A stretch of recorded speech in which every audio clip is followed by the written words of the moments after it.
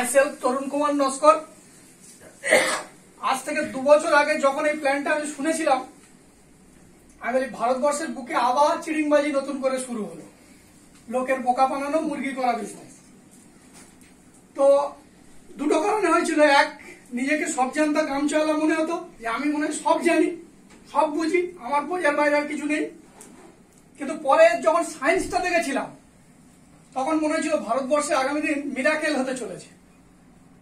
তো কোনো কাজ মানুষ যখন প্রথম শোনে, সেটাকে সহজে অ্যাকসেপ্ট করে।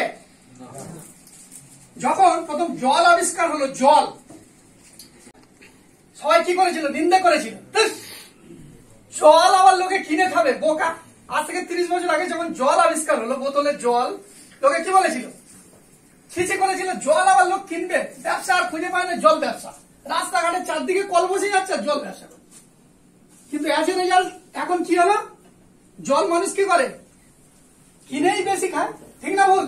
এটা উত্তর দেবেন সবাই। কিনে খায়। যখন এই ফার্নিচার, প্রথম ছিল উডেন ফার্নিচার, এখন তো চলে এসছে সব প্লাস্টিক ফার্নিচার, তাই তো?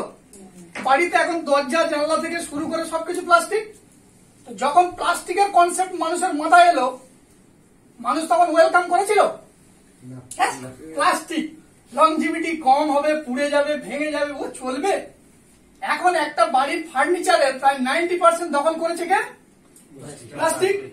তো প্রথম যখন ছিছি করেছিল ওই নেগেটিভ সময়, দুটো কোম্পানি ইনভেস্ট করেছিল প্লাস্টিকে। কে কে বলুন তো? একটা হচ্ছে নীলকমল ফার্নিচার, আর একটা হচ্ছে সুপ্রিম ফার্নিচার। ঠিক না বলুন? তো আজকের যদি কোনো ধনী ব্যক্তি বলে যে আমি প্লাস্টিকের এত সুন্দর যখন বাজার, তাহলে এবার আমি প্লাস্টিক ব্যবসায় আসি, সে মার্কেটে খাপ খুলতে পারবে? কারণ ওরা 20 বছর ধরে নিজেদের ব্র্যান্ড তৈরি করে ফেলেছে। ঠিক না বলুন? তাহলে জানবেন, যখন কোনো জিনিস প্রথম আসে, মানুষ সেটা সহজে অ্যাকসেপ্ট করে না। আমিও করি। এই কোম্পানিকে প্রথম আমি গালাগালি করেছি, তাই চিড়িংবাজি, আবার মনে হয় মানুষকে বোকা বানাতে আসছে। কারণ কি?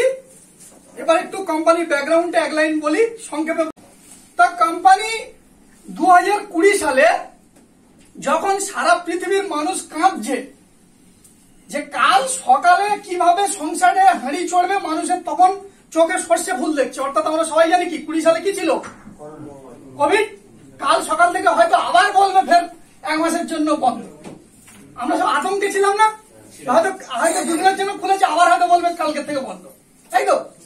ঠিক এই কোভিড সিচুয়েশনে কলকাতার একজন কৃতি সন্তান মিস্টার সুবোধ কুমার রয়, উনি কি বললেন? যে উনি দেবদূতের মতো আবিষ্কার হলেন। উনি কি বললেন? যে কোনো মানুষের কোনো কোম্পানি করতে হবে না, কোনো মানুষের কোনো চিটফান্ড করতে হবে না। আমরা এতদিন কোম্পানি মানে জানি কি? মানুষের বাড়ি থেকে টাকা তুলে আনা, 5 বছরের ডবল দেবো বলে, বা বিভিন্ন রকম প্রোডাক্ট দিয়ে লোকের কাছে বোঝাতে হবে, এটা খান, খেলে মুখ ফর্সা হবে, এটা মাগলে মাথার চুলটা বন্ধ হবে, এইসব করে তো কোম্পানি মানে বুঝি।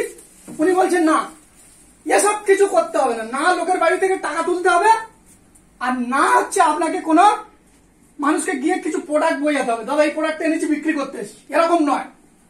তাহলে কি বলছে? মানুষ তার জীবন ধারণের জন্য যে খরচাটা করে, অর্থাৎ ঘুম থেকে উঠে আমরা যে খাবার খাই, ঘুম থেকে উঠে আমাদের যে এখন বাড়িতে মুড়ি মুড়কির মতো মেডিসিন লাগে, ইয়েস আর নো?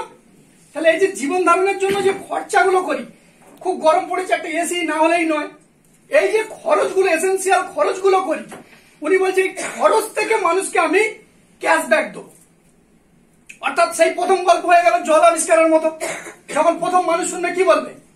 99% লোক কি বলবে? চিড়িংবাজি ব্যবসা।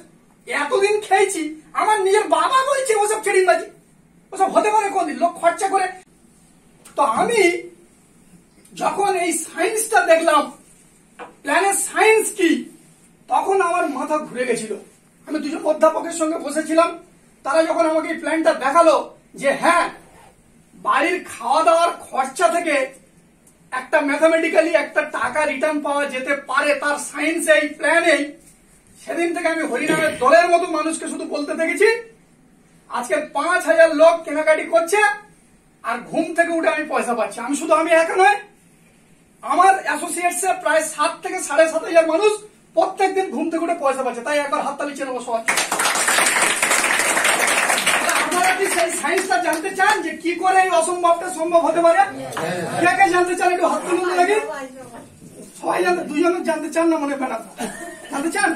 ওকে, তো প্রথমেই আমি মানে বলে না কোনো মানুষ কোনো কিছু জাস্টিফাই করার আগে বড় বড় কথা ছুড়ে দিই। আমিও কিন্তু এই কোম্পানিকে খুব বাজে কথা বলেছিলাম যে আবার মনে হয় চিটিংবাজি ব্যবসা, কিন্তু যখন এই সায়েন্সটা দেখলাম তখন আমার মনে ছিল না, ভারতবর্ষের বুকে কিন্তু একটা ঝড় আসতে চলেছে। মানুষ যদি তার কষ্টার্জিত পয়সা খরচা থেকে যদি কিছু কিঞ্চিত ফেরত পায়, সেটা কিন্তু আগামী দিন মিরাকেল হয়ে যায়। যেমন স্যার, যেমন ফেসবুক, আজকে মার্ক জুকারবার্গ কি আমাদের এসে বলে গেছিল যে আপনারা ফেসবুক করুন, সার্চ করুন, আমি ওখান থেকে আমেরিকায় বসে বসে পয়সা কামাবো? বলেছিল? আমরা নিজেদের হ্যাবিটে পরিণত করেছি। আমরা যত দেখি ও তত বিশ্বের ধনী তালিকায় চলে যাচ্ছি, তাই তো? আজ ওলা উবের প্রথম যখন এসেছিল আমরা কি এই সার্ভিস গুলো নিতাম?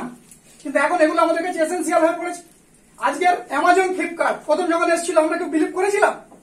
ইট মনে হয় মোবাইল চাইলে ইট ভাঙা করে দিয়ে যাবে বাড়িতে, এরকম আমাদের মনে হতো না প্রথম প্রথম? এখন কি করেছি আমরা? সবাই অনলাইনে অভ্যস্ত হয়ে পড়েছি। সেম প্রক্রিয়েটিভ এমন একটা সিস্টেম, আজ থেকে 5 বছর পরে মানুষ এটাতে অভ্যস্ত হয়ে পড়বে। আমি আমার খরচা থেকে যদি আমার কাছে 10 টাকাও রিটার্ন আসে, ভালো লাগবে না খারাপ লাগবে? তো মানুষ অজান্তেই এতে নির্ভর